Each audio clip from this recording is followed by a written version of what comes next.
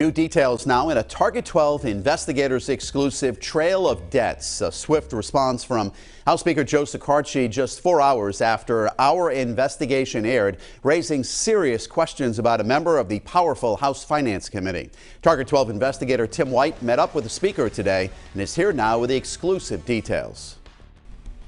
On top of requesting Rep. Tobon's resignation from the Finance Committee, Speaker Shekarchi says he will no longer allow the General Assembly's taxpayer-funded lawyers to also represent lawmakers in private disputes, as one did with Tobon. In a Target 12 investigation months in the making, we revealed State Representative Carlos Tobon's financial history is littered with questionable transactions and legal disputes. He's been taken to court at least 7 times for a series of debts. In one of those cases, Tobon was represented by attorney John Manny, who is also the director of legal services for the House Judiciary Committee. How did you connect with John?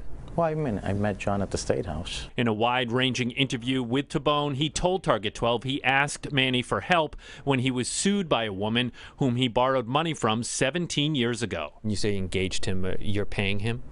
Yeah, no, and we're just trying to finalize this whole thing to figure out what his time and all that. There's certainly enough legal work around that people don't have to, get legal work from the State House. There's plenty of clients around. In the wake of Target 12's report, House Speaker Joseph Shekarchi says he's implementing a new policy that no staff attorneys can privately represent lawmakers, effective immediately. It's the appearance of a conflict, appearance of impropriety, and I think it's important that we try to keep as clear as possible away from those types of activities. Common Cause Executive Director John Marion says that kind of arrangement may be a violation of the state code of ethics.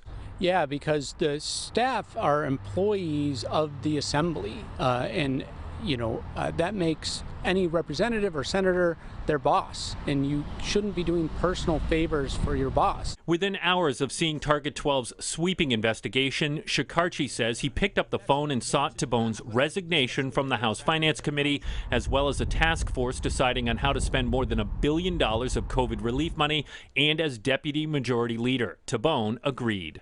I felt, based on your report, Channel 12's report, that swift action needed to be taken, and I was prepared to make that action as Speaker.